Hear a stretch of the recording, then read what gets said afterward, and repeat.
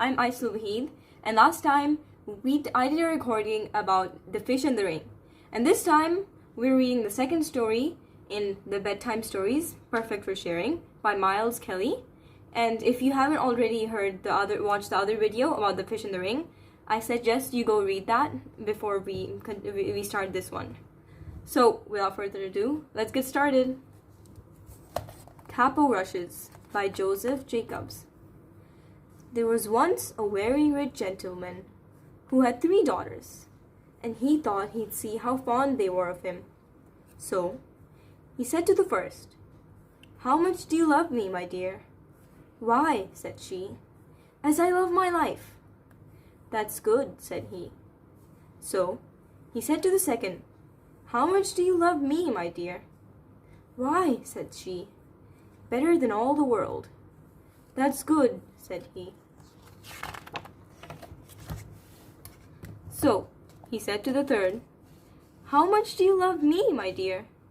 "I love you as fresh meat loves salt," said she. Well, he was angry. "You don't love me at all," said he. "And in my house you stay no more." So he drove her out there and she shut the door in her face. Well, she went away on and on until she came to a fen, and there she gathered a lot of rushes and made them into a kind of cloak with a hood to cover her from head to foot and to hide her fine clothes. And then she went on till she came to a great house. "Do you want a maid?" said she. "No, we don't," said they. "I have nowhere to go," said she, "and I ask no wages, and I do any sort of work," said she. "Well," said they, "if you like to wash the pots and scrape the saucepans, you may stay." So she stayed there and washed the pots and scraped the saucepans and did all the dirty work. And because she gave them no name, they called her Capo Rushes. Well, one day there was to be a great dance a little way off, and their servants were allowed to go and look on at the grand people. Capo Rushes said she was too tired to go, so she stayed at home. But as soon as they were gone, she took off her Capo Rushes and cleaned herself and went to the dance.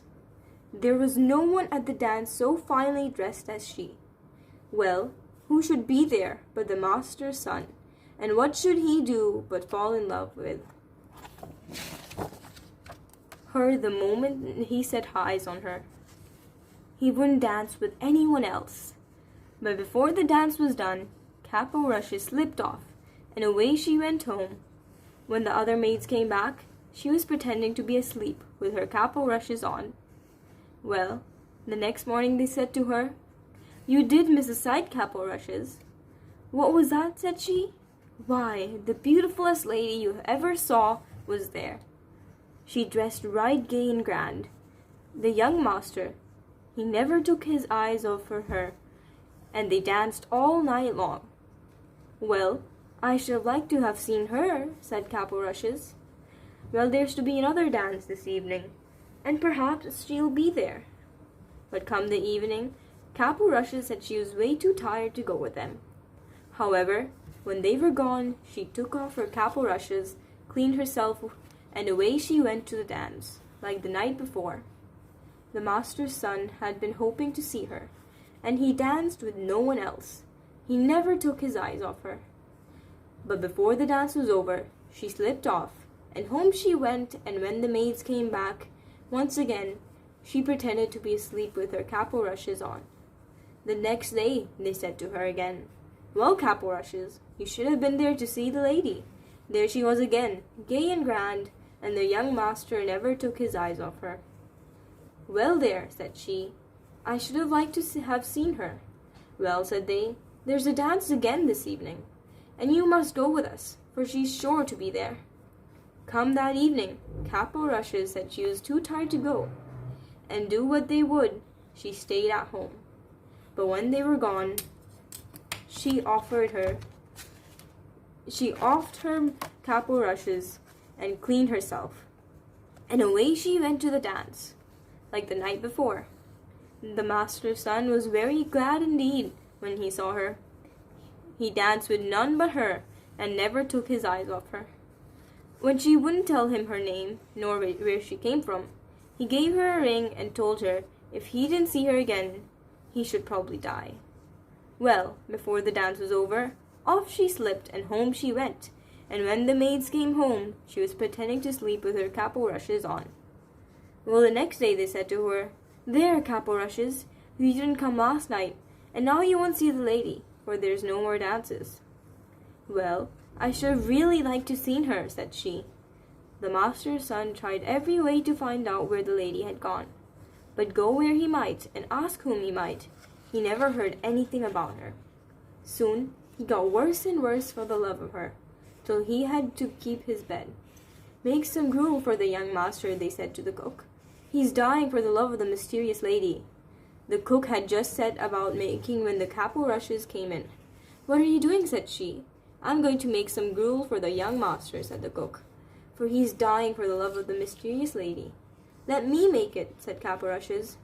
Well, the cook wouldn't let her at first, but at last she said yes, and Cap o' Rushes made the gruel. And when she had made it, she slipped the ring into it on the sly before the cook took it upstairs. The young man drank it, and then he saw the ring at the bottom. Send for the cook," he said immediately. So up she came. "Who made this gruel here?" said he. "I did," said the cook, for she was frightened, and he looked at her. "No, you didn't," said he. "Say who did it, and you shan't be harmed." "Well then, 'twas Cap o' Rushes," said she. "Send Cap o' Rushes right here," said he. So Cap o' Rushes came. "Did you make my gruel?" said he. "Yes, I did," said she. "Where did you get this ring?" said he. From him that gave it to me," said she. "Who are you then?" said the young man. "I'll show you," said she. And she took off her cap o' rushes, and there she was in her beautiful clothes. Well, the master's son soon recovered, and they were to be married in a little time. It was to be a very grand wedding, and everyone was asked far and near, and Cap o' Rushes' father was asked, but she never told anybody who she was. Before the wedding, she went down into the kitchens, and there she found the cook, and she said, "This may seem an odd request. I want you to dress every dish without a grain of salt." "That will be nasty," said the cook. "That doesn't matter," said she. "Very well," said the cook. Well, the wedding day came, and they were happily married. After the ceremony, all the company sat down to dinner, but when they began to eat the meat, it was so tasteless they couldn't eat it. Cap o' Rushes' father tried first one dish and then another, and then he burst out crying. "What on earth is the matter?" said the young master's son to him. "Oh," said he, "I had a daughter, and I asked her how much she loved me, and she said, 'As much as fresh meat loves salt.' And I turned her from my own door, for I thought she didn't love me, and now I see she loved me best of all, and she may be dead for all I know." "No, father, here she is," said Cap o' Rushes, and she went up to him and put her arms around him. And so they lived happily ever after.